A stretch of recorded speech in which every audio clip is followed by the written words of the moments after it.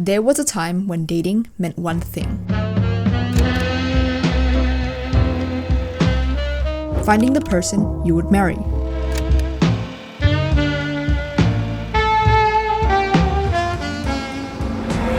But in just a few decades, that purpose has faded. Hookup culture, dating apps, and redefined ideas of love have reshaped how we see relationships, and not always for the better. What was once sacred has somehow become disposable, often treated like a game. So the question is, how did we get here, and what does it mean for people of faith? So I've never dated, but I've watched my generation step into a dating world that honestly makes me wonder how Christians are supposed to navigate it. Because today, dating feels less about real connection and more about instant gratification.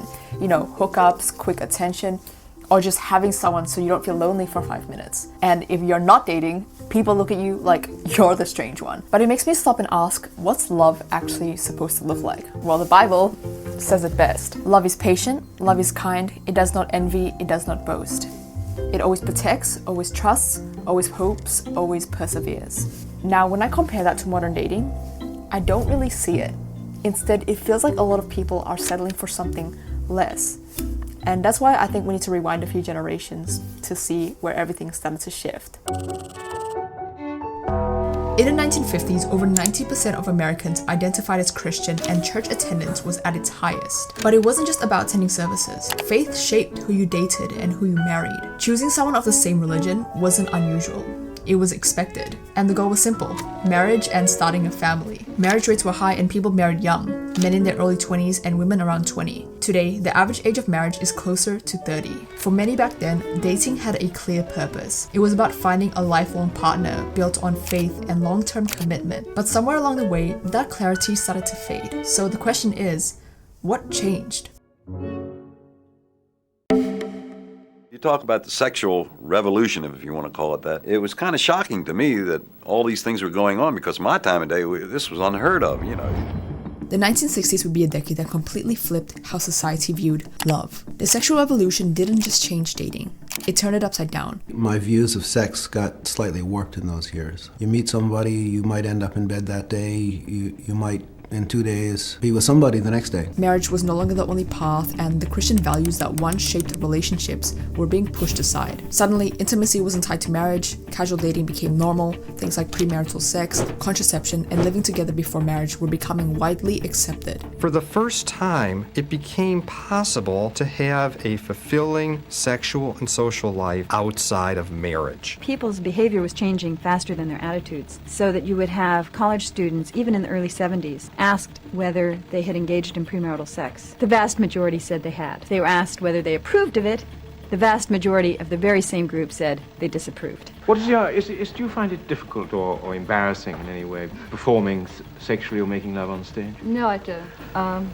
I think it's a very natural act. Culture started celebrating this as personal freedom and self-expression, but ironically, this often left people with more confusion than clarity. By the mid-1960s, a new value system stressing growth, fulfillment, and self-realization had begun to appear. And this new set of values told people that they shouldn't simply accept the way they were living, but should be willing to challenge it. And the result, I think, was a fundamental revolution in American family life. Birth rates fell by half. Divorce rates doubled. The number of couples cohabitating outside of marriage quadrupled. In the span of just 10 years, America's families went through more changes than they had gone through in the previous 200 years. The direction that used to guide dating became a lot less clear, and that shift, it's still shaping how many of us view love and relationships today. These days, one of the things we talk about the most is the problem of commitment.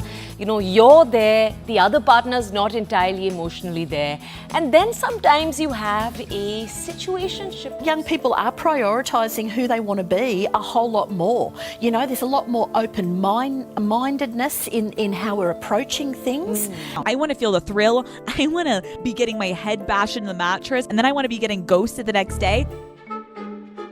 A 2019 survey in the US found that 47% of adults say dating is harder now than it was 10 years ago.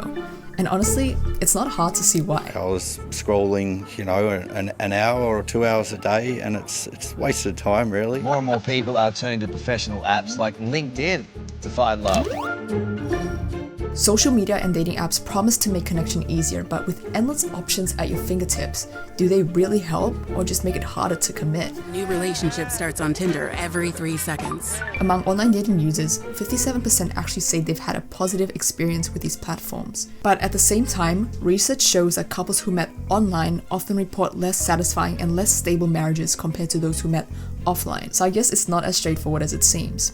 But here's the real question. How does all this affect godly dating? Now, as a Christian, I just want to say there's nothing inherently wrong with using dating apps. Like, using them in itself is not the problem. In fact, I think they can be a great way to meet people you otherwise might never meet.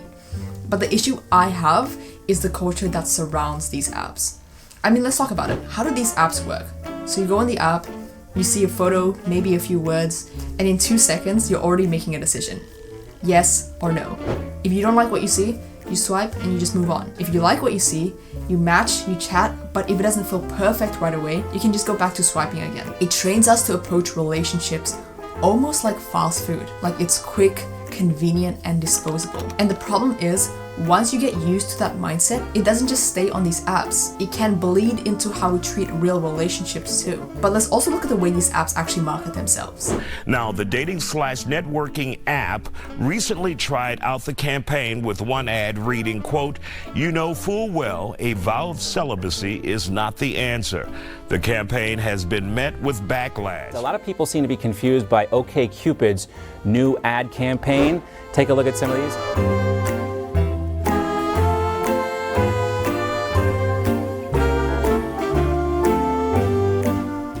Yeah. If that's the message the biggest dating apps are pushing, it says a lot about where culture is headed. And the reality is, even Christians are right in the middle of this culture. A few days ago, I got curious. How many Christians are actually active on dating apps? See, I've never used one myself, so honestly, I couldn't even make an educated guess. But I found a survey of about 500 Christian singles and their dating habits, and honestly, the results kind of surprised me. Let's take a look. So first off, over 80% of them said they've tried online dating before. So that's a huge chunk. Basically, most single Christians are diving into the digital dating world. And it's not like they're just sticking to one app either.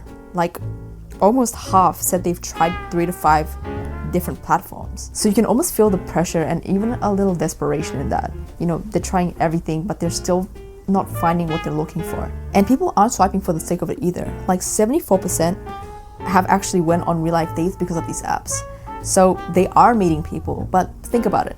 When you're juggling multiple apps and talking to so many different people at once, it can get overwhelming. So it almost makes commitment harder instead of easier. And here's the interesting part. Christians are split right down the middle. So half say they're going to keep trying online dating, and the other half, I guess, have just given up.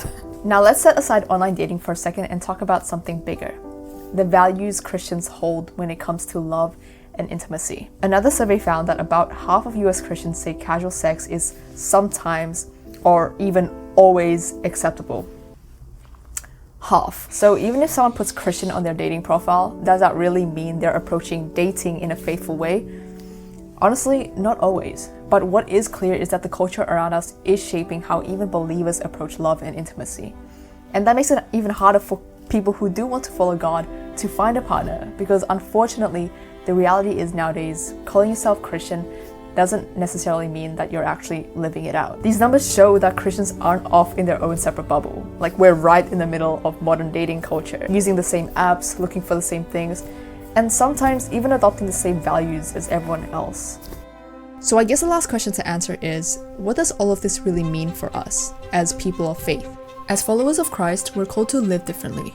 Romans chapter 12 verse 2 says, "Do not conform to the pattern of this world, but be transformed by the renewing of your mind."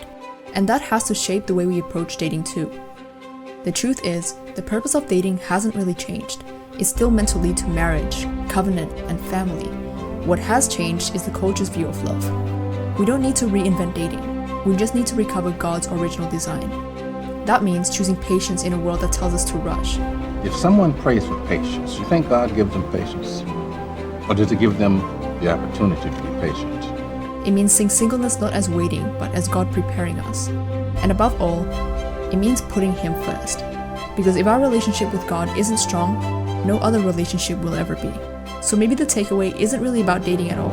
It's It's about learning to see love the way God does. Love is always patient and kind. It is always ready to excuse, to trust, to hope, and to endure whatever comes. After all, He is love.